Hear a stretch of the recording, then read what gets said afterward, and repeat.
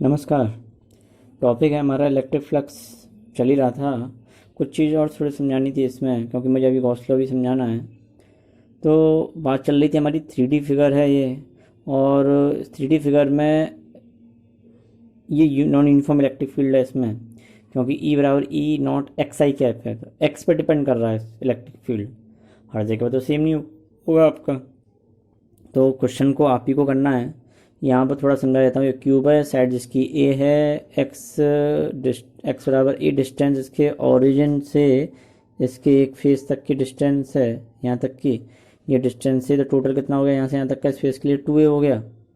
ठीक, तो हमें नेट इस पर क्या निकालना है, इलेक्ट्रिक फ्लक्स निकालना है। और आप जानते हो फाई बराबर क्या होता है हमारे लिए, ई डॉट ए होता है। अब यहाँ पे देखा है तो जो नेट फ्लक्स होगा वो 1 2 3 4 5 और 6 सरफेस के कारण से होगा। लेकिन इलेक्ट्रिक फील्ड किस में वेरी कर रहा है, एक्स एक्सिस में कर रहा है, तो इसका मतलब क्या हुआ, 1 और 2 के कारण से ही होगा यहाँ पर, जिसको मैंने डार्क कर रखा है यहाँ पर। तो इनके और इसके कारण से होगा, बाकी कारण से क्या होगा, 0। अब फिर फाई बराबर फाई 1 प्लस फाई 2। एक बताते हैं हम, फाई कैसे निकालोगे आप, फाई 1 कैसे निकालोगे, इसके लिए कह रहा हूँ, फाई 1 कैसे निकालोगे, हाँ नकल मत मानना, थोड़ा सा ध्यान रखना। तो फाई 1 बराबर क्या होगा आपका यहाँ पर, ई डॉट ए। अब ई डॉट ए में ई क्या है यहाँ पर, ई नॉट एक्स। अब हम पहला वाला ले रहे हैं ना यहाँ पर, अभी मैंने बताया था, ही पढ़ाया था कि जो 3D फिगर होती है उसमें हमेशा इलेक्ट्रिक जो एरिया वेक्टर की जो डायरेक्शन होती है वो उस सरफेस की क्या होती है, आउटवर्ड होती है। तो इधर तो क्या हो गया उसका एरिया वेक्टर, इधर क्या हो गया इलेक्ट्रिक फील्ड। एंगल कितना बनाया यहाँ पे, 180 डिग्री। तो E naught X A cos 180, cos 180 की वैल्यू कितनी, -1। तो minus E naught X, X की वैल्यू कितनी है ए, तो ई नॉट एक्स ए, और एरिया कितना हो गया उसके लिए फेस का, ए स्क्वायर, -1 हो ही गया यहाँ पर। तो ये हो गया माइनस के ई नॉट ए क्यू। और फाई 2 निकालोगे तो क्या होगा यहाँ पर, E naught X A, area vector इधर जाएगा और इलेक्ट्रिक फील्ड भी इधर ही है, तो कितना हो गया यहाँ पर, कॉस 0। तो यहाँ पे क्या आएगा, ई नॉट एक्स की वैल्यू कितनी है 2a, और ए है ए स्क्वायर, कितना हो गया ई नॉट 2a क्यू। तो ई नॉट 2a क्यू में से minus E naught A Q चले जाएंगे, क्योंकि हम फाई बराबर क्या होगा, फाई 1 प्लस फाई 2 सॉल्व करके निकल के आ जाएगा। अब जो बात करने जा रहा हूँ, मैं इसका डेरिवेशन बाद में करवाऊँगा। लेकिन मान लीजिए ये मेरे पास रिंग दे रखी है, और इस रिंग के कारण से चार्ज हमारा इसके बाहर है, और मुझे इलेक्ट्रिक फ्लक्स निकालना है।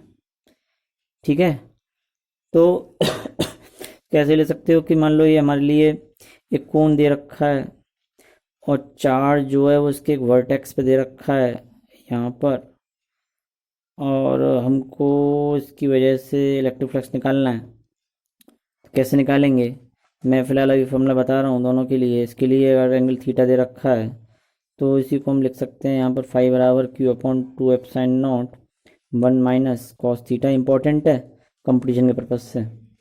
और अगर डिस्क को ले रहे हो तो यहाँ पे यही फॉर्मूला कन्वर्ट होगा, क्योंकि ये भी डिस्क की तरह ही निकलेगा, तो कोन ही बनेगा यहाँ पर भी, अगर देखें तो लाइन जा रही होंगी।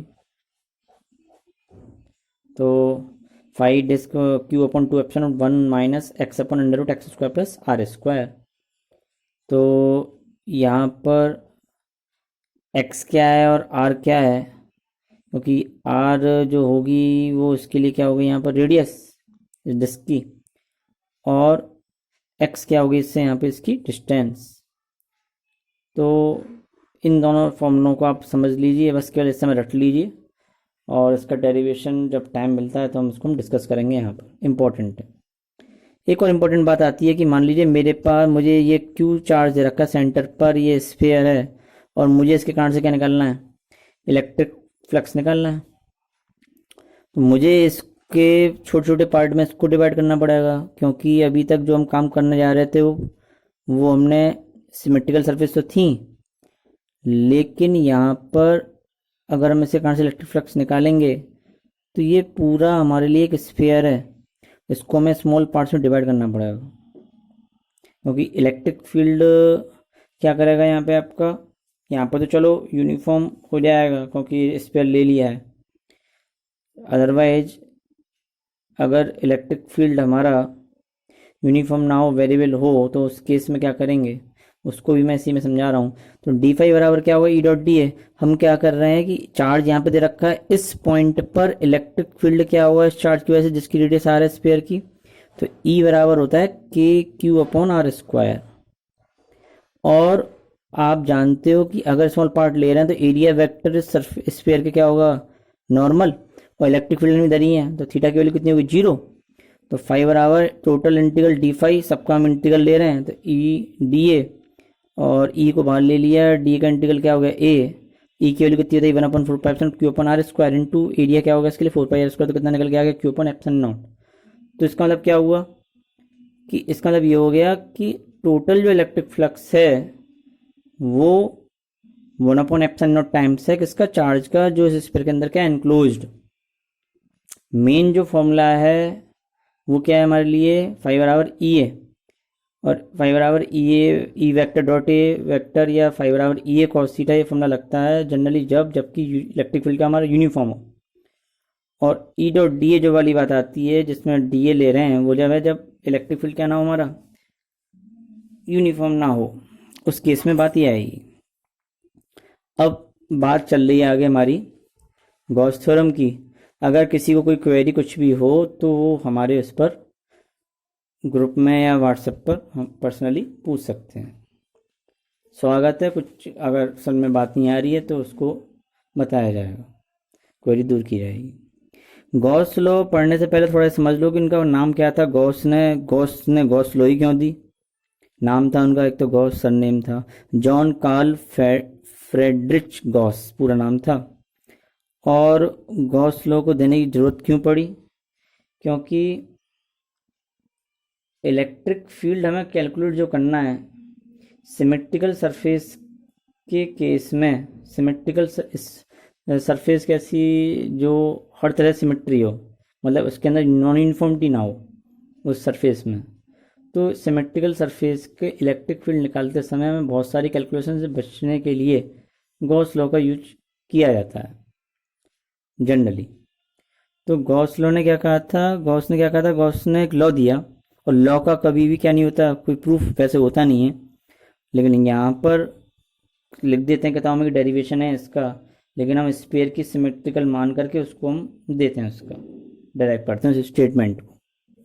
तो यहाँ भी वही याद आ रही है, the net electric flux through a closed surface, close surface आ रही है, 3D फिगर की बात आ रही है, इज 1/एप्सिलॉन naught times the net charge enclosed by the surface.